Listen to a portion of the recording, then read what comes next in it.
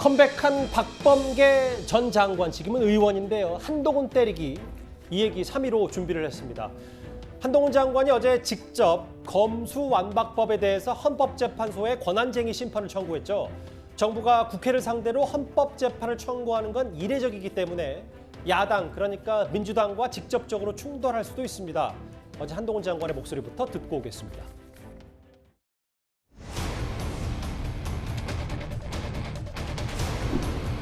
잘못된 절차를 통해서 잘못된 내용의 법률이 만들어져서 그걸로 인한 국민의 피해가 생기는 것을 막기 위한 불가피한 조치라고 말씀드리겠습니다. 저희 법무부는 헌법재판의 경험이 많은 편입니다. 가장 효율적이고 가장 잘 설명할 수 있는 방법을 선택할 건데요. 필요하다면 제가 나갈 수도 있겠습니다.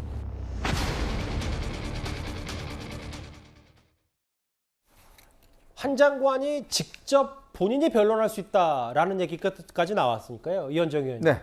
결국 한 장관 생각은 이게 절차든 내용이든 모두 잘못됐으니까 국민이 피해본다. 장관이 직접 나설 수 있다. 뭐 이런 얘기를 좀 하는 것 같습니다. 그렇죠. 이게 이제 권한쟁의 심판이라고 하는 헌법기관 간의 어떤 이 분쟁이 생겼을 때 이걸 이제 하는 건데 아마 제가 알기로 거의 처음인 걸로 알고 있습니다. 그렇죠. 원고는 일단 법무부 장관이 되고요. 피고는 이제 국회의장이 될 수가 있죠. 그래서 지금 이제 한동훈 장관을 중심으로 해서 TF팀이 구성이 됐습니다. 아마 그동안 쭉 준비를 해온 것 같은데 이제 두 가지 관점에서 보는 것 같습니다. 첫 번째는 절차상의 문제죠. 이 법이 통과되긴 그 자체가 여러 가지 문제가 있다는 것이고요. 이게 이제 위법성이 있다는 것이고, 특히 민영배 의원이 이제 무소속으로 갑자기 이제 이 탈당을 해서 무소속으로 되면서 안건조정심의위원회를 그냥 형해화시키고 사실상 이 법안이 17분 만에 통과가 됐지 않습니까? 충분한 토론이 없이, 즉 민주주의에서 가장 중요한 것은 충분한 절차적 토론이거든요. 그 없이 이제 된 부분들이 이제 첫 번째 부분이고, 두 번째는 이 우리 헌법에 보면 검사의 영장 청구권과 어떤 면에서 수사 주도권 이런 것들을 보장하고 있습니다. 근데 이번 같은 경우 보면 이 검사가 수사할 수 있는 권한을 6개에서 2개로 축소시켜 버렸지 않습니까? 그러다 보니 검사의 어떤 기본적인 의무, 즉 검사의 의무를 침해당했다. 이런 부분을 이제 두 가지로 심사를 하는 것 같은데, 예. 이 아마 헌법재판소에서 이제 심리가 열리면 지금 일단 가처분 신청도 같이 함께 하고 있고요. 그럼 본안 심판이 열리면 직접 가서 설명을 해야 됩니다. 근데 그걸 아마 본인이 직접 하겠다. 예전에 이제 통합진보당 해산 청구가 있을 때 황교안 당시 법무부 장관이 직접적으로 이제 그걸 주도를 했었거든요. 예. 마찬가지로 이제 본인이 아마 총대를 메고 이 소송은 직접 진행하겠다. 그 의지를 밝힌 것 같습니다. 예. 필요하다면 직접 변론에 출석하겠다. 일선검사 5명과 함께 청구인 한동훈 권한쟁의 심판 국회를 상대로 이례적으로 직접 나섰습니다. 그런데 바로 직전 법무부 장관인 민주당의 박범계 의원이 국회로 돌아왔잖아요. 민주당에서 출범한 이른바 검경농단 저지 TF에 박범계 의원이 한마디 했습니다.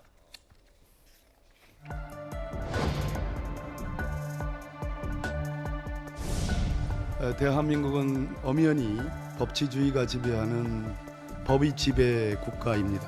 그런데 윤석열 정부에서 특히 한동훈 법무부 장관을 중심으로 한 법무부 장관, 검찰총장, 민정수석, 대한민국이 법의 지배가 아니라 1인 지배의 시대에 서막을 알리는 것 같습니다. 법무부 장관은 18개 부처 중에 17개 부처의 상위에 존재하는 상황부가 되는 것입니다. 윤석열 대통령이 자동훈, 우상민을 앞세워 우려하던 검경 장악을 본격화하고 있습니다. 돌이킬 수 없는 검경농단 시도에는 더 이상의 새 정부 허니문은 없습니다. 예, 바로 직전 법무부 장관까지 직접 나섰어요. 박범계 의원이 한동훈 장관 1인 지배 시대의 서막이고 법무부가 상황부가 되고 있다. 그러니까 뭐 헌법재판을 좀 받아보겠다라는 것도 결국은 권력 남용 아니냐. 법치농단 저지 대책단 단장에 박범계 의원이 선봉했단 말이죠.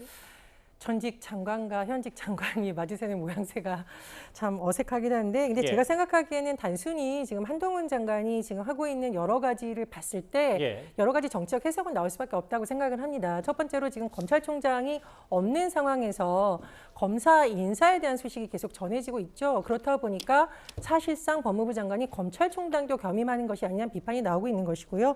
또 하나 인사검증에 있어서도 과거 민정수석실의 문제를 제기하면서 또 법무부의 권한이 쏠리고 있는 부분, 그리고 말씀드렸듯이 국회 입법권을 너무 침해하려는 것 아니냐.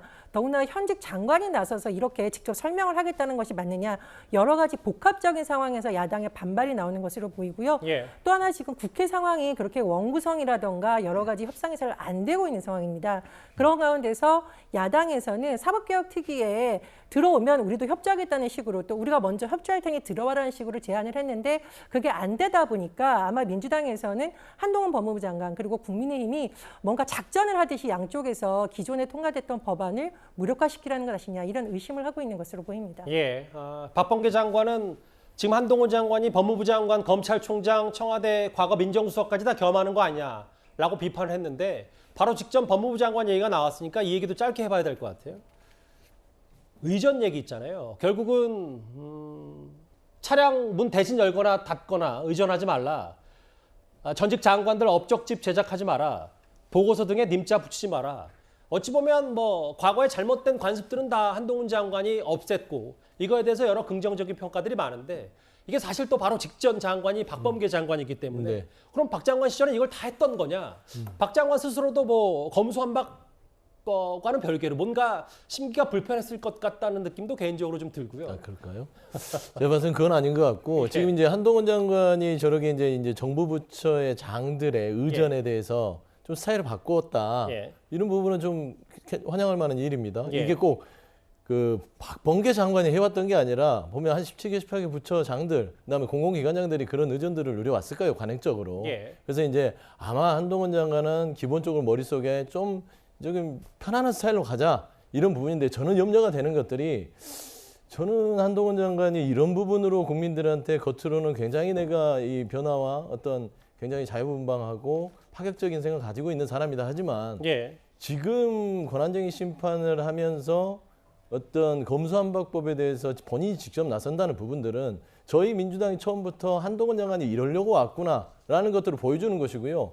이거를 계속해서 하다 보면은 행정부가 입법부를 무력화시키려고 하는 것이다라고 볼 수밖에 없습니다. 그래서 저는 박범계 장관은 전 장관이긴 하지만 원래 의원 신분으로 장관이 있었잖아요. 예. 그래서 돌아오신 거고 원래 법사에 오래 계셨고 그다음에 뭐 이 법무부의 상황을 잘 알기 때문에 그 상황을 있는 그대로 판단해서 이야기한 것이다. 예. 그리고 이제 한동훈 장관께서 박범계 장관과 어떤 차별화를 두려다 뭐 저 정도 가지고 차별화를 주는 거는 큰 변화는 없을 것 같습니다. 그렇습니까? 예. 예. 일단 박범계 장관이 오늘 바로 현 법무부 장관 비판의 선봉에 섰는데